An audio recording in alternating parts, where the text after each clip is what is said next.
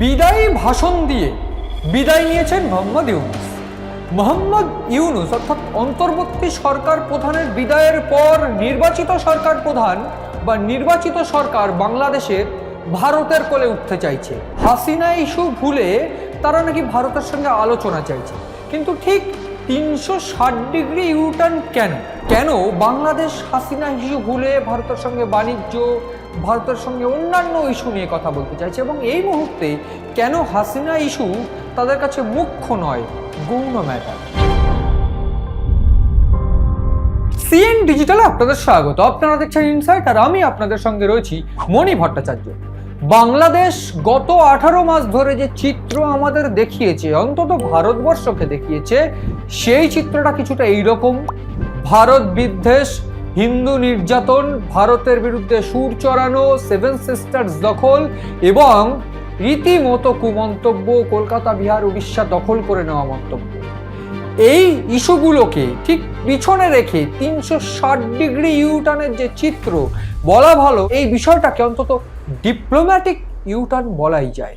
কিন্তু এই কৌশলগত সহাবস্থান বা ডিপ্লোম্যাটিক ইউটার্ন কেন এই মুহূর্তে দাঁড়িয়ে নির্বাচিত সরকার বাংলাদেশের অর্থাৎ বিএনপির যুগ্ম মহাসচিব বা বিএনপির অন্যান্য কর্তারা ভারত বিরোধিতা ভুলে ভারতের কোলে বসতে চাইছেন, ঠিক যেমনটা হাসিনা সরকারও ছিল। কিন্তু কেন? এই বিষয়টা নিয়ে আলোচনা করার আগে আমাকে মূল যে বিষয়টাতে বলতে হবে, সেই বিষয়টা আমি গত কয়েক দশকের ইতিহাস তুলে ধরে যদি বলি যে ভারতের কোলে, ভারতের থেকে সমস্ত সুবিধা নিয়ে তারা থেকেছে, তাহলে বিষয়টা হয়তো খুব ভুল বলা হবে না। সেক্ষেত্রে বাংলাদেশের অভ্যন্তরীণ বিষয়, বাংলাদেশের নির্বাচনে কি হবে, বাংলাদেশের নির্বাচনে কে আসবে, সেই সমস্ত পার্ট যদি বাদ দিই, তাহলে বাংলাদেশের ভারত বিরোধিতা করার কোনো জায়গা কি আদৌ আছে বা ছিল? উত্তর একেবারে স্ট্রেট কাট না। তাহলে কেন ভারত বিরোধিতা? এইখানে বিশেষজ্ঞরা উত্তর খুঁজে পেয়েছেন যে বেসিক্যালি এই জামাতে ইসলাম এবং কিছু মৌলবাদী সংগঠন তারা বাংলাদেশের রাজ করতে চাইছিল, এবং ঠিক সে কারণেই ভারতের ট্যাকটিক্যাল চালে বিএনপি ক্ষমতায় বসেছে বলেই কিছু বিশেষজ্ঞদের মত। কিন্তু এইখানে আমি একটু বলে রাখার চেষ্টা করব যে হাসিনা ইস্যু ভুলে তারা নাকি এখন চাইছেন যে ভারতের সঙ্গে অন্যান্য দিকে যোগ দিতে। প্রাথমিকভাবে বিএনপির যে মহাসচিব মির্জা ফখরুল আলমগীর ইসলাম, তিনি চাইছেন, তিনি সম্প্রতি এই মন্তব্য করছেন, তিনি বলছেন যে বাংলাদেশকে যারা বলছে ভারতের সঙ্গে যুদ্ধ করার কথা, লড়াই করার কথা, তারা পাগলের প্রলাপ বকছেন। ঠিক 360 ডিগ্রি ইউটার্ন কেন?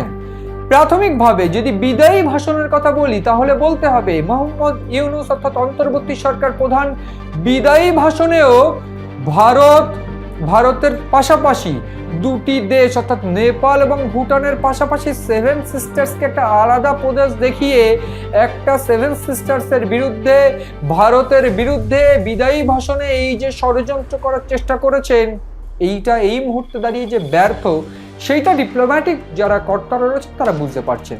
কিন্তু কেন এটা করার চেষ্টা করছিলেন তিনি ক্ষমতায় থাকাকালীন পাকিস্তানকে ডেকে এনে পাকিস্তানের যে গোয়েন্দা সংগঠন আইএসআই থেকে শুরু করে, জঙ্গিদের থেকে শুরু করে তারা ঠাঁই দিয়েছিল।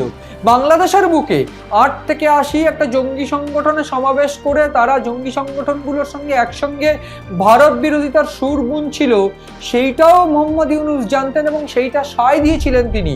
এবং ঠিক এই কারণে এনসিপি নেতা হাসনাত আবদুল্লাহ এই সেভেন সিস্টার্সের বিচ্ছিন্নতাবাদী আন্দোলনকারী দিয়ে সেভেন সিস্টার্সকে আলাদা করে দেওয়ার হুমকি দিয়েছিলেন, এবং সেইটা জামাতের হুমকি, জামাতের সঙ্গে একসঙ্গে কাজ করার যে পরিকল্পনা, তারই প্রতিফলন বলে মনে করছে বিশেষজ্ঞরা। এইবার যে ইউটার্নটা খেয়েছে বাংলাদেশ, সেইটা পরিষ্কার যে হাসিনা ইস্যু বলে তারা ভারতের সঙ্গে এইবার ভারতের কোলে উঠতে চাইছেন। দীর্ঘ 18 মাস পর বাংলাদেশের নির্বাচিত সরকার এবং সরকারের একাংশ অন্তত মনে করছেন যে হাসিনা দোষ করেছে, হাসিনা মানবতা বিরোধী অপরাধ করেছে। তাহলে বলতে হবে তারেক রহমান, তিনিও তো 2004 সালে শেখ হাসিনার বিরুদ্ধে গ্রেনেড হামলায় দোষী সাব্যস্ত হয়েছিলেন, এবং তারপর তিনি দীর্ঘ 17 বছর দেশ ছেড়েছিলেন এবং তাকেও তো যাবজ্জীবন কারাদণ্ডের নির্দেশ দেওয়া হয়েছিল। এইবার সেই আদালতের রায়ে মুক্ত হয়ে তিনি সরকার প্রধান, এবং ঠিক সেই অ্যাঙ্গেল থেকে দেখতে গেলে হাসিনা ইস্যু নিয়ে কোনোভাবেই ভারতের সঙ্গে কথা কাটাকাটি, ভারতের সঙ্গে বিরুদ্ধতা চাইছে না বাংলাদেশ এই মুহূর্তে। অর্থাৎ বাংলাদেশের নির্বাচিত সরকার মনে করছে ভারতের সঙ্গে অর্থনৈতিক একটা বিষয় রয়েছে এবং সেক্ষেত্রে বিভিন্ন ইস্যু, সীমান্ত সমস্যা, ফারাক্কা ইস্যু, গঙ্গা চুক্তি, সেই ইস্যু নিয়ে তারা বসতে চাইছে, আলোচনা চাইছে, সুস্থভাবে সমাধান চাইছে, অর্থাৎ ভারতের কোলে উঠতে চাইছে। একদিক থেকে দেখতে গেলে ভারত থেকে একটা বড় অঙ্কের অর্থনৈতিক সাপোর্ট বাংলাদেশকে বরাবর করা হতো, সেক্ষেত্রে রেললাইন থেকে শুরু করে বিভিন্ন প্রজেক্টে। এইবার সেই প্রজেক্ট 18 মাস ধরে বন্ধ থাকায় বাংলাদেশ একটা বড় ক্ষতির মুখে। 23,000 লক্ষ কোটি টাকার ঋণ, সেই ঋণের মুখে যদি বিএনপি সরকার বাংলাদেশের ক্ষমতা দখল করছে তখন এইটা পরিষ্কার যে তাকে এই মুহূর্তে দাঁড়িয়ে ভারতের কোলে বসতেই হবে, নইলে এই ঋণ কেউ মুকুব করতে পারবে না, কেউ বাঁচাতে পারবে না। প্রাথমিকভাবে বিশেষজ্ঞরা মনে করছেন এবং ইতিমধ্যে বিএনপির যে মহাসচিব মির্জা ফখরুল ইসলাম আলমগীর তিনি বলছেন যে বাংলাদেশ এই মুহূর্তে বিভিন্নভাবে অর্থনৈতিক সমস্যার সম্মুখীন, সেক্ষেত্রে ভারতের সঙ্গে বিভিন্ন অর্থনৈতিক বিষয় নিয়ে আলোচনা করব আমরা। এবং তার পাশাপাশি বাংলাদেশের এই মুহূর্তে হাসিনাকে হস্তান্তর করা বিষয় নিয়ে ভারতের উচিত তাকে ফেরত দিয়ে দেওয়া, এটাও তিনি বলছেন। কিন্তু কোনোভাবে তা নিয়ে ভারতের সঙ্গে কোনো শত্রুতা, কোনো যুদ্ধে যেতে চাইছেন না বা কোনো রকমভাবে কোনো বিরোধে যেতে চাইছেন না। এইটা যেমন তিনি প্রকাশ করছেন, ঠিক তখনই বেসিক্যালি যারা জামাত ইসলাম তাদের বুক ফেটে যাচ্ছে। তার কারণ জামাত ইসলাম এই হাসিনা বিরোধিতা করে, ভারত বিরোধিতা করেই ক্ষমতা আসতে চেয়েছিল, যে কারণেই তারা 77টা সিট পেয়েছে। এবং এই জায়গা থেকে স্পষ্ট হয়ে যাচ্ছে যে বাংলাদেশের একটা বড় ছক ছিল বাংলাদেশকে পাকিস্তান বানানোর, এবং পাকিস্তান তার মধ্যে ইনভলভ রয়েছে খোদ মোহাম্মদ ইউনূসও। এবার এক্ষেত্রে বিএনপি নির্বাচিত সরকার হয়ে যেহেতু 360 ডিগ্রি ডিপ্লোম্যাটিক ইউটার্ন বা বলা ভালো ঠিক পাল্টি খেলো, এই মুহূর্তে মোহাম্মদ ইউনূস কি দেশে থাকবেন নাকি দেশ ছেড়ে পালাবেন? যদি দেশ ছেড়ে পালায় তাহলে তার কোনো কথা নেই, কিন্তু দেশে যদি থাকেন তাহলে আর কয়েক মাসের মধ্যেই বিচারের আওতায় আসতে চলেছেন তিনি, তেমনটাই মনে করছে বিশেষজ্ঞরা। ঠিক যেমনটা বিশেষজ্ঞরা জানাচ্ছেন যে বিভিন্নভাবে দুর্নীতি থেকে শুরু করে বিভিন্ন অভিযোগে মোহাম্মদ ইউনূসের বিরুদ্ধে রয়েছে। পাকিস্তানকে সঙ্গে নিয়ে বাংলাদেশকে পাকিস্তান বানানোর চেষ্টাও তিনি করছেন। ফলে সব মিলিয়ে বিএনপি ভারতের সহযোগিতায় ক্ষমতা এসেছে, এইটা যেমন স্পষ্ট হয়ে যাচ্ছে বিএনপির স্ট্যান্ডিংসে, বিএনপির বক্তব্যে, ঠিক সেই রকমভাবেই এটা স্পষ্ট হয়ে যাচ্ছে দীর্ঘ 18 মাসের যে ঝগড়া, অশান্তি সবটা শেষ হয়ে গিয়ে এইবার কি ফের মিত্রতার পথে হাঁটবে বাংলাদেশ ও ভারত।